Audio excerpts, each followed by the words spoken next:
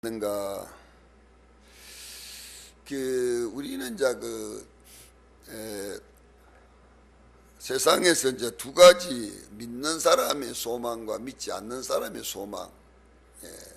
믿지 않는 사람의 소망은 이 세상에 있는 동안이죠. 그러나 믿는 사람의 소망은 영원한 소망이죠. 이 세상을 떠나 가지고도 있는 것이 소망이다. 그런 말씀이죠. 그래서 대체적으로 이제 성공한 사람들을 보면 다 소망 속에 살았어요. 성공한 목적이 성공한 것이 어떤 세상에서 정말로 소망을 가지고, 꿈을 가지고, 비전을 가지고 긍정적이라고 그러죠. 그런 삶을 산 사람들은 다 성공을 했어요. 그러나 세상에서 절망적이고 비관적이고 낙심적이고 이런 사람들은 다 실패한 삶을 사는 거죠. 그래서 성공과 실패는 다른 데 있는 게 아니고 자신들의 마음에 있는 거죠. 정말로 내가 소망을 갖고 사는 사람들에게는 그 소망대로 이루어지는 것이고, 그 소망을 갖지 못하고 절망을 갖고 있는 사람은 늘 그 생활의 삶이 결국 절망이 되는 거고요. 마지막에 참 비참하게 세상을 마치는 그런 경우를 우리가 많이 볼 수 있습니다. 오늘 본문 성경이 우리에게 주신 말씀에 대한 소망을 잠깐 생각해 보겠어요. 어떤 사람이 소망이 있느냐, 여기 29절에 그런 말씀을 했어요. 그대의 입을 땅에 티끌에 댈지어다 혹시 소망이 있을지로다 그랬어요. 그러니까 입술을 땅에 티끌에 흙에다가 대라. 이런 사람이 소망이 있다 그랬어요. 이건 무엇을 말하느냐 그러면 유대인들의 회개를 말하는 겁니다. 뭐 유대인들뿐만 아니고 오늘 우리 예수 믿는 신앙의 성도들이 회개 자세죠. 여기 이제 그런 말씀이죠. 그래서 회개할 때에 가슴을 치는 사람도, 옷을 찢는 사람도, 얼굴을 땅에다 막 이렇게 박는 사람도, 뭐 이런 사람들이 있는데, 그건 왜냐하면 자기의 잘못된 죄를 어떻게 할 수가 없으니까 말이죠. 그러니까 막 몸부림을 치는 그런 거죠. 근데 요 사이는 이런 거 참 보기가 힘들어요. 근데 예전에는 정말 많이 그랬어요. 정말 기도하러 가가지고 기도하는데 보면 막 엄청이 막 참 가슴도 치고 진짜 막 옷도 쥐어 뜯을 정도로 그렇게 이제 몸부림치는 회개를 하는 그런 경우가 있었거든요. 근데 지금은 이제 뭐 그런 건 참 별로 보기가 참 힘들어요. 그래서 여기 말씀의 표현은 내가 제만도 못합니다. 티끌만도 못합니다. 나는 흙만도 못합니다. 나는 어디다 비교할 수 없을 정도로 그렇게 비천한 인간입니다. 이런 것을 이제 하나님 앞에 내놓고 자복하는 거죠. 회개하는 거죠. 이런 사람에게 소망이 있다 이 말이죠. 이런 사람에게 희망이 있는 거죠. 이걸 우리에게 말씀하고 있는 거죠. 이걸 가르쳐 주고 있는 거예요. 이건 뭘 말하느냐? 최고의 겸손이죠. 겸손 중에 또 겸손이죠. 아주 몸부림을 치면서 하나님 잘못했습니다. 회개하는 이 사람의 소망이 있다 이 말이죠. 그런 말씀을 가르쳐 주고 있습니다. 우리는 요나서에 보면 이제 이런 말씀을 늘 비유로 얘기하잖아요. 요나서 2장에 보면 말이죠. 요나서 2장은 요나가 고난당하여 기도한 장이거든요. 하나님께서 참 니느웨로 가거라 그랬을 때 자기 마음에 안 드니까 다시스로 도망을 가다가 풍랑 만나가지고 그 풍랑을 만나니까 뭐 어떻게 할 수가 없으니까 요나를 집어가 바다에 던져버렸단 말이죠. 바다에 던지니까 마치 참 물고기 뱃속에 요나가 들어갔단 말이죠. 근데 물고기 뱃속에 들어갈 사람이 어디냐 말이야. 그건 거짓말이다. 그렇게 이야기하는데, 지중해의 바다에는요 큰 물고기는 사람이 들어갔다 나왔다 할 수 있을 만큼 큰 물고기가 있답니다. 그게 거짓말이 아니래요. 그 물고기 뱃속에 들어갔는데, 물고기 뱃속에 들어가서 요나가 뭐 했느냐, 그 물고기 뱃속에 들어가 가지고 하나님 살려주세요, 정말 잘못했습니다, 내가 이 물고기 뱃속에서 나가기만 하면, 나를 내보내기만 하면 정말로 내가 아버지 말씀대로 하나님 뜻대로 다 살겠습니다. 그렇게 이제 그 물고기 뱃속에서 막 기도했다는 거죠. 그러니까 어떤 분들은 그런 얘기하는 거야. 이 물고기 뱃속에서 요나가 물고기 뱃속에 있는 거, 물고기 뱃속에 창자를 얼마나 쥐어뜯었던지 이 물고기가 견디다 못해가지고 요나를 육지에다 토했다, 그런 말이 있어요. 그럴 정도로, 그 2장을 보면 그렇잖아요. 그럴 정도로 하나님 앞에 막 저렇게 매달려가지고 기도했단 말이죠. 그랬더니, 그래서 그렇게 기도했더니 하나님께서 요나를 육지에다가 토하도록 그렇게 만들어 주셔가지고 요나가 다시 소망을 갖고 전도하는 그런 길을 열어주셨잖아요. 그러니까 이걸 우리에게 뭘 말하느냐, 바로 우리가 하나님 앞에 이런 회개하는 기도, 간절한 기도, 이런 기도가 있을 때 비로소 하나님께로부터 도움을 받는 것이고 복을 받는 것이고 사랑을 받는 것이고 하나님께서 우리에게 주시고자 하는 모든 것을 우리가 받을 수 있다고 하는 걸 우리에게 말씀하고 있는 겁니다. 그래서 여기 말씀 보니까 그걸 말씀했어요. 그래서 회개하고 부르짖고 회개하고 부르짖고, 부르짖는 회개, 그렇죠? 그래서 이건 뭘 말하냐, 돌이키는 거죠. 돌아서는 거죠. 하나님, 지금까지 내가 이렇게 생활하고 사는 것이 잘못되었습니다. 잘못 살았습니다. 이제는 그렇게 살지 않고 이렇게 살겠습니다. 돌이키는 거죠. 이런 돌이키는 역사가 그 삶 속에 일어날 때에 그 삶이 새로워지는 것이고, 그 삶이 새로워짐으로 해서 하나님의 복이 임재한다는 거죠. 이걸 여기서 말씀하고 있습니다. 이런 사람에게 소망이 있다. 그래서 저는 이 소망의 5가지를 이렇게 생각을 해봤어요. 첫째는 뭐냐냐, 첫째 소망이 있는 사람은 예수를 생명의 구주로 잘 믿는 사람, 이 사람에게는 어떤 일이 있든 간에 소망이 있는 사람입니다. 오늘날 세계적으로 이렇게 성공한 사람들 다 이렇게 보면요, 그 사람들 마음속에는 하나님을 믿는 신앙이, 예수를 구주로 믿는 신앙이 확실한 겁니다. 어디를 갖다 놔도 예수 믿는 신앙이 확실한 거예요. 그래서 오늘날도 우리에게 가르친 말씀은 우리가 예수를 생명의 구주로 확실하게 믿는 이 믿음의 사람에게 소망이 있다, 이 말이죠. 또 한 가지는 뭐 말하냐, 우리가 사람이 살다 보면 죄를 안 지고 산다는 거짓말이고요, 죄를 질 수밖에 없는 거예요. 여러 가지 환경과 조건과 여건이 다 그렇게 만들어져 있어요. 그러나 우리 예수 믿는 사람은 할 수만 있으면 죄를 덜 지으려고, 적게 지으려고, 안 지으려고 몸부림치고 노력하고 애쓰는 이런 사람에게 소망이 있다, 이 말이죠. 할 수만 있으면 안 지으려고, 할 수만 있으면 적게 지으려고, 할 수만 있으면 죄를 안 지었으면 참 얼마나 좋겠어요. 그렇게 살아보려고 하는 사람에게 소망이 있다, 이 말이죠. 여기 말씀. 그 다음에 또 어떤 사람이냐, 아버지 하나님 말씀 붙들고 정말로 하나님 말씀 읽고 말씀 붙들고 말씀에 살아보려고 몸부림치는 사람에게 소망이 있다, 이 말이죠. 말씀 붙든다는 건요, 읽어도 말씀을 붙드는 것이고, 설교 시간에 말씀을 듣는데 그 듣는 말씀을 정말로 한 말씀이라도 마음에 새겨가지고, 아, 오늘 내가 예배 드리면서 이 말씀을 통해서 은혜를 받았다. 그래, 내가 이 말씀대로 살아야지. 이 말씀대로 살아야지.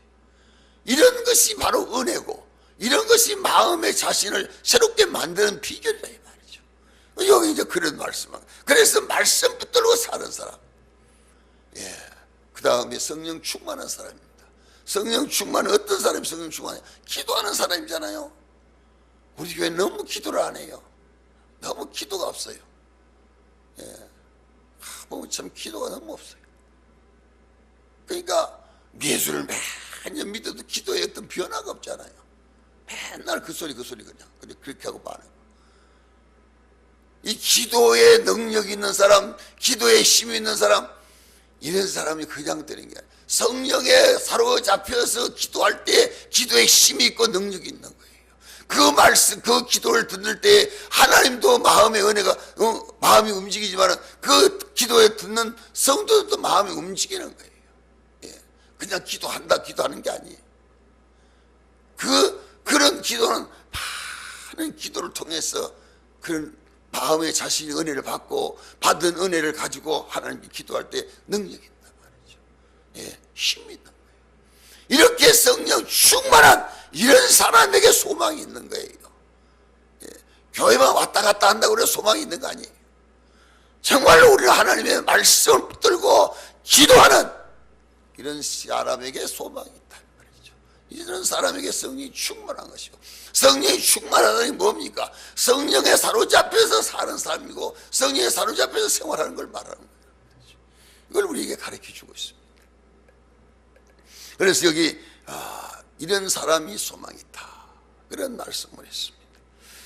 그래서 우리는 정말로 회개하는 사람, 가슴을 쥐어뜯으면서 회개하는 사람, 정말로 자신이 잘못했다고 하는 것을 하나님 앞에 고백하는 사람, 이런 사람에게 소망이 있다 말씀을 했어요.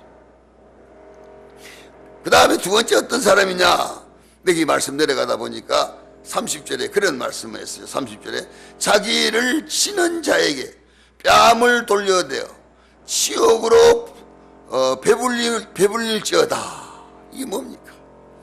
원수를 사랑하고 원수를 용서하는 사람, 이런 사람에게 소망이 있단 말이에요. 우리가 신약 성경에 보면 오른뺨을 치거든 왼편도 돌려대란 말이죠. 그런 것처럼 여기도 뺨을 치는 사람에게 이쪽 뺨을 때렸거든 이쪽 뺨을 돌려대는 이런 사람에게 소망이 있다, 이런 말씀이에요. 용서하는 사람입니다.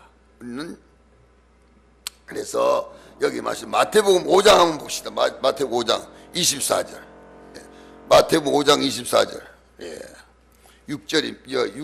6쪽입니다. 6쪽 6표지. 마태복음 5장 24절. 5장 24절. 자, 같이 한번 읽겠습니다. 시작.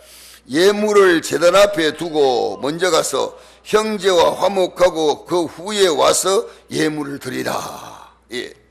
그러니까 우리가 뭐 예물만 드린다고 되는 게 아니고, 예물을 드리려고 그러다가도 형제하고 잘못된 그런 관계가 있으면 먼저 가가지고 화해하고 와가지고 그 예물 드려라. 그래야 내가 그 예물을 받겠다, 그런 말씀이잖아요.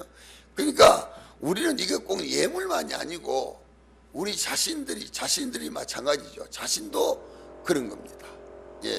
내 자신도 남과 싸우거나 남과 원수 맺었거나 남과 잘못된 게 있으면 먼저 가서 사과하고 먼저 용서를 빌고 그리고 와가지고 하나님 앞에 예배 드려라.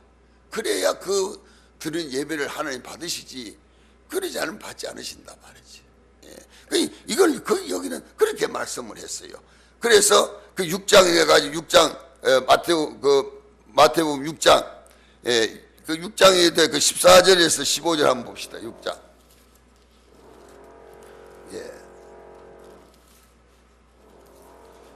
마태복음 6장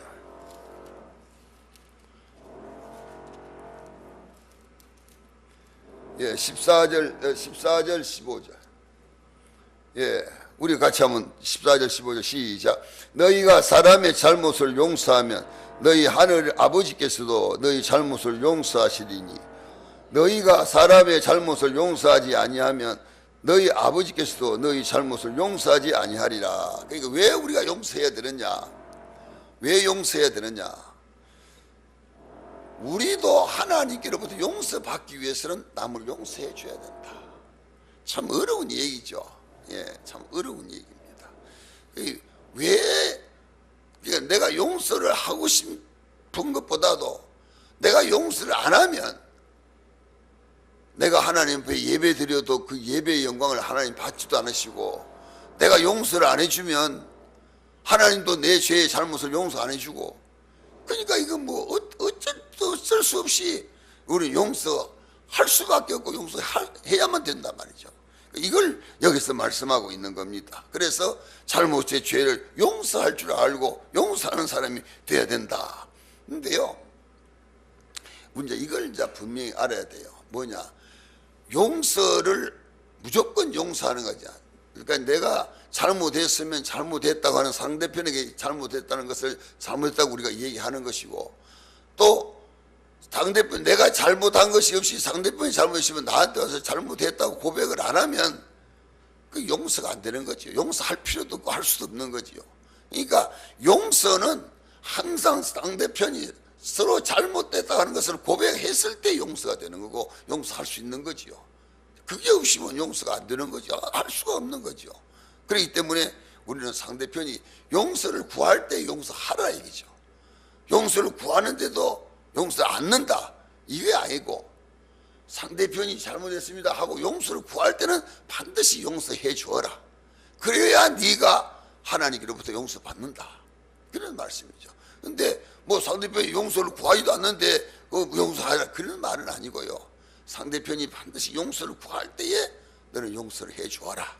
예, 이걸 말씀하고 있는 겁니다. 근데 우리가 보면 그런 게 있잖아요. 정말로 막 아무리 상대편이 와가 잘못했습니다, 다시 안 그러겠습니다, 뭐 어쩌겠습니다 해도 용서 않는 사람이 있거든요. 이제 그러면 안 돼. 그 예수 믿는 사람들이 그러면 안 돼. 그 예수 믿는 사람 가운데도 보면 그런 사람들이 참 많이 있거든요. 예, 상대편이 내가 하다 보니까 정말 잘못했습니다, 다시 안 그랬습니다, 용서해 주세요. 그러면 그건 우리가 예수 이름 용서해 주는 거예요. 용서하는 거예요. 그런데 잘못했다고 하는 어떤 고백이 없을 때 용서하는 게 아니에요. 잘못했다고 하는 고백을 했을 때는 반드시 용서해 줘라. 그래야 너도 하나님께로부터 용서받는다. 그리고 네가 하나님께 하는 모든 것이 하나님의 영광 받으신다, 그런 말씀을 한 거죠. 그렇기 때문에 여기 말씀은 뭐냐, 정말로 이런 사람, 이런 사람에게 소망이 있다 이 말이죠. 남의 잘못을 남이 잘못했다고 그를 고백하고 용서를 구할 때에 용서해주고, 그를 위해서 정말 기도해주고, 그를 위해서 정말로 그를 사랑해주고, 이런 사람에게 정말 소망이 있다, 이런 말씀인 거죠. 그래서 우리 참 어느 것보다도 참 제일 어려운 거죠. 살다 보면 말이에요, 제일 어려운 거죠. 그러니까 이런 사람, 우리 이런 사람을 갖다가 마음이 넓은 사람이라면 흔히 그런 얘기 하잖아요. 어쨌든 이런 사람에게 소망이 있다 이 말이죠. 오늘 우리는 이런 마음을 가져야 된다, 이런 은혜를 가져야 된다, 이걸 말씀하고 있습니다. 그래서 이걸 꼭 기억하시고 우리가 생활하고 살아갈 때에 정말로 용서를 구하는 사람에게는 어떤 것이 있더라도 용서해 줄 줄 아는, 용서할 줄 아는 이런 마음이 있어야 된다. 이걸 여기서 말씀을 했습니다. 그 다음에 또 우리가 말씀 보면 또 어떤 말씀이 있느냐, 그런 또 그 세 번째 33절에 33절, 자 우리 같이 한번 33절 한번 읽겠습니다. 시작. 주께서 인생으로 고생하게 하시며 근심하게 하시면 본심이 아니시로다. 참 이 말씀이 오늘 우리 성도들에게 은혜가 되시면 참 좋겠습니다. 하나님이 왜 때리시고 왜 징계하시느냐, 왜 고난을 주시고 왜 고통을 주시느냐, 참 우리가 생각할 때 말이죠, 참 그러잖아요. 왜 하나님이 나한테 이런 고통을 주고 이런 고난을 주고 이런 역경을 주고 이런 어려움을 주고 왜 이렇게 하시는가, 우리 가정에 왜 이렇게 하시는가, 참 그럴 때가 많이 있잖아요. 우리가 살다 보면 하나님 왜 우리 가정에, 왜 우리 집에, 왜 나에게 이런 고통을 주시고 이런 어려움을 주시는가, 참 원망스럽게 생각할 때가 있단 말이죠. 왜 그렇게 하시는가, 왜 그렇게 하시느냐, 여기 말씀을 잘 우리가 좀 의미 있게 좀 생각을 해 보시면 그 깊은 뜻의 의미를 알 수가 있습니다. 하나님이 우리에게 고난을 주고 고통을 주고 환난을 주고 어려움을 주고 이런 건 하나님 본심이 아니라 본 마음이 아니다. 그럼 본 마음이 아니고 뭔 마음이냐? 우리로 하여금 새로워지고 무언가 깨달아가지고 무언가 잘되게 하시려고 고치시려고 그렇게 징계하시고 고난도 주시고 고통도 주시는 것이다. 이런 말씀인 거죠. 우리가 그래서 여기 이제 그 성경을 우리 한번 이렇게 좀 봅시다. 보면 좀 더 우리가 알 수 있거든요. 히브리서 12장 6절에서 13절까지입니다. 367쪽입니다. 신약 성경 367쪽. 히브리서 12장 다 찾으시고 히브리서 12장 6절 6절에서 좀 길죠. 13절까지. 자, 교독을 하겠습니다. 같이 함께 제가 한번 읽고 여러분들이 한 절 읽고 이렇게 합시다. 주께서 그 사랑하시는 자를 징계하시고 그가 받으시는 아들마다 채찍질 하심이라 하셨으니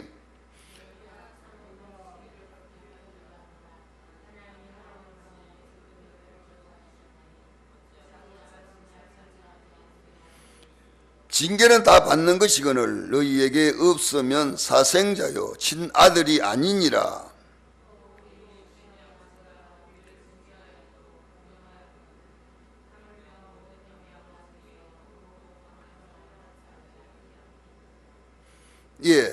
그들은 잠시 자기의 뜻대로 우리를 징계하였거니와 오직 하나님은 우리의 유익을 위하여 그의 거룩하심에 참여하게 하시느니라.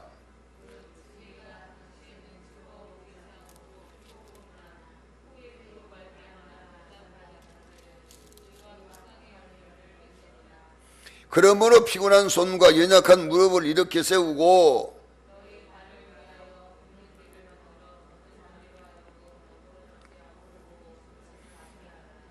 아멘. 왜 징계하시느냐? 이거 참 귀한 말씀이죠. 왜 징계하시느냐? 그 이유를 말씀했잖아요. 왜 징계하시는가? 우리가 하나님의 징계가 없으면 우리는 사생자고 참 아들이 아니라 그 말이죠. 우리가 이제 그렇잖아요. 이거 같이 살아보면 말이죠. 참 내가 낳은 내 자식은 막 때리기도 하고 혼내기도 하고 야단도 칠 수 있지만은 한 놈만 가도 사촌만 돼도 조카만 돼도 손녀만 돼도 못하는 거죠. 말은 그렇게 해도 때리거나 혼내거나 그렇게 함부로 할 수가 없단 말이죠. 그러니까 그만큼 자기가 낳은 친자식과 사생자는 다르다 이 말이죠. 다르다 이 말이지. 그러니까 하나님도 우리를 왜 징계하시느냐? 우리가 참 하나님이 참 아들이기 때문에 하나님이 참 자식이기 때문에 우리를 올바르게 인간답게 성도답게 살도록 하기 위해 가지고 우리가 잘못된 길 가고 잘못된 생각하고 잘못된 일을 하면 하나님이 징계했어 가지고 때려 가지고도 고친다 이 말이야. 그 때려 가지고 고치기 위해 가지고 하나님 그렇게 하시는 것이다.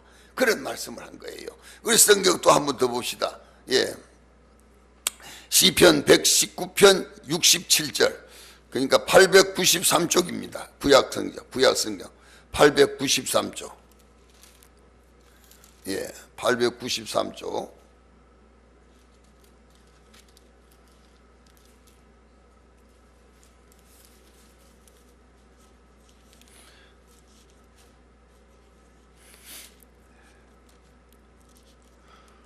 자, 893조.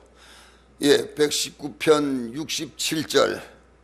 자, 67절 한번 같이 읽겠습니다. 시작. 고난당하기 전에는 내가 그릇 행하였더니 이제는 주의 말씀을 지키나이다. 그러니까 잘못된 길을 갈 때 하나님께서 매를 가지고 나를 때렸기 때문에 그걸 내가 깨닫고 올바른 길을 간다. 고난당하기 전에는 내가 잘못된 길로 갔는데 매를 맞고 보니까 잘못됐구나 깨닫고 내가 올바른 길을 간다. 그 채찍이 바로 나를 바르게 살아갈 수 있는 길을 인도하는 거죠. 이거 여기 이제 그런 말씀을 했습니다. 그래서 조금 더 내려가면서 또 봅시다. 그 시편 119편 116절 또 한번 봅시다. 119편 시편 119편 116절.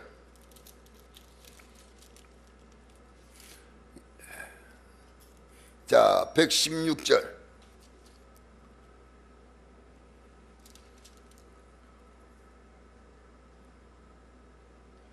자, 116절.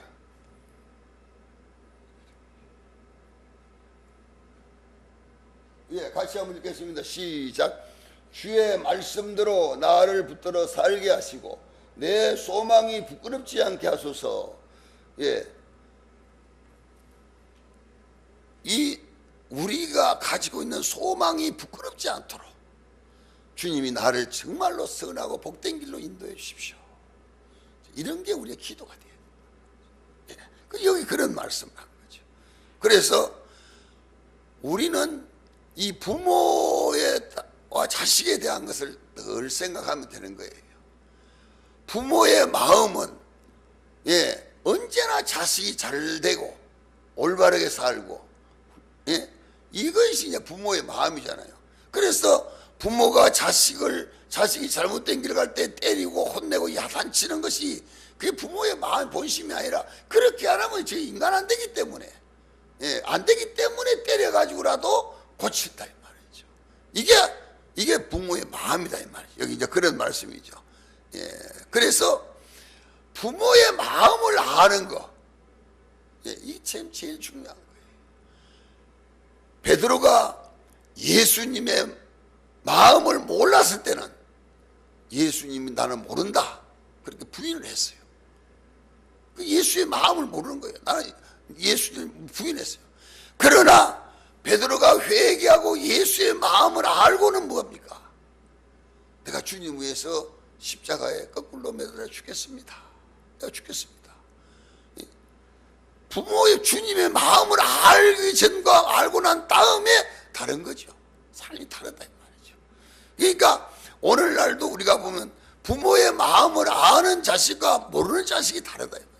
부모의 마음을 모르는 자식은 뭡니까? 부모한테 대적하고 대항하고 심지어 부모를 죽이기도 하고 요사이는 이런 일 너무 많아요.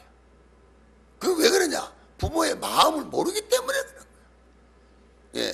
부모가 자식을 위해서 얼마만큼 희생하고 얼마만큼 헌신하고 자식을 위해서 얼마만큼 수고하고 얼마만큼 노력하고 이런 걸 모르는 거예요. 자기만 생각하는 거예요. 그래가지고 부모를 학대하고 부모를 내때리고 부모를 내쫓고 부모를 죽이고 이런 엄청난 짓을 한단 말이죠. 그러나 부모의 은혜를 알고 부모의 은공을 아는 사람은 부모를 위해서 정말 얼마나 부모를 위해서 정말 헌신하고 감사하고 부모를 위해서 정말 우리 아버지 우리 어머니 정말 고맙습니다 감사합니다 이렇게 늘 할 수 있단 말이지. 이게 뭐냐? 이게 부모의 은혜를 아는 사람과 부모의 은혜를 모르는 자식과는 이렇게 다르다 이 말이죠. 우리가 하나님을 믿는데 하나님의 은혜를 정말로 아는 사람 하나님의 은혜를 정말 모르는 사람 다른 게 뭐냐? 하나님의 은혜를 아는 사람은 하나님께서 아들 예수를 나를 위해서 이 땅에 보내주시고 그가 나를 위해서 십자가에 못 박아 죽으시고 나를 위해서 부활하시고 성전하시고 정말 나를 위해서 우리 예수님께서 십자가에 못 박아 죽으시고 하나님은 그 아들 예수를 나를 위해서 보내주셔가지고 그를 십자가에서 죽게 하셨다. 이걸 생각하면 말이죠. 하나님의 은혜가 얼마나 고맙고 감사하고 예수님의 은혜가 얼마나 고맙고 감사하냐 말이죠. 이거 잊을 수가 없는 거예요. 이거 생각만 해도. 그러니까 하나님의 은혜. 그래서 우리가 이 구원받은 확실한 체험, 이 은혜가 있느냐 말이에요. 이 구원받은 확실한 은혜 체험이 뭡니까? 이거는 예수님이 나를 위해서 십자가에 못 박아 죽으시고 나를 죄에서 구원해 주셨다 하는 이 구원의 확신, 이거의 확신이 있는 사람은 정말로 주님의 은혜가 너무 고맙고 감사한 거죠. 예, 뭐 다른 어떤 것도 생각할 것이 없는 거예요. 정말 주님의 은혜를 생각할 때 너무 고맙고 감사하고 늘 감사합니다, 감사합니다. 이거밖에 안 나오는 거죠. 그 주님의 은혜가 고맙고 감사하다 이 말이죠. 하나님의 은혜가 고맙고 감사하단 말이죠. 이게 확실히 있는 사람, 예, 이런 사람은 하나님의 은혜를 정말 잊을 수가 없는 거죠. 여기 이제 그런 말씀이죠. 그러나 구원의 확신이 없는 사람, 구원의 확신이 없는 사람은 이런 은혜가, 이런 것이 나오지 않는, 이런 생각이 없는 거죠. 뭐 예수님에 대해서, 하나님에 대해서 이 고마운 이런 감사, 이런 생각이 없는 거죠. 예, 이게 이제 다른 거라 이 말이에요. 이게 다른 거예요. 그래서 오늘 우리는 정말로 예수님께서 나를 죄에서 구원하시려고 십자가에 못 박아 죽은 예수는 나의 생명의 구주다, 이걸 확실히 믿고 믿음으로 사는 사람에게는 소망이 있다 이 말이에요. 이런 사람은 정말 성공하는 사람이고, 이런 사람은 정말로 승리의 삶을 살 수 있는 사람이다 이 말이죠. 여기 이제 그런 말씀을 가르쳐 주고 있는 거죠. 그래서 하나님의 본심은 뭐냐? 하나님의 본심은 우리가 잘 되는 겁니다. 어쨌든 우리 성도가 잘 되는 거, 이게 하나님이 원하시고 이게 하나님 바라시는 뜻이에요.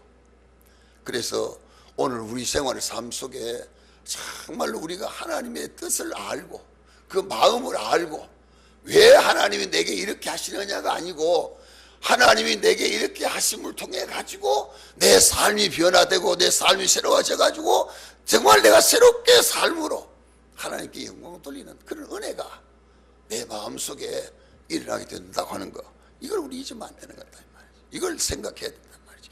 여기 이제 그런 말씀을 가르쳐 주고 있는 거죠. 그래서 자식이 부모의 마음을 알듯이 성도가 예수의 마음을 알고 하나님의 마음을 알고, 그랬을 때 우리는 더 주님과 가까이 가고 더 주님을 잘 섬길 수 있는 은혜가 있게 된다는, 이걸 우리에게 말씀하고 있습니다.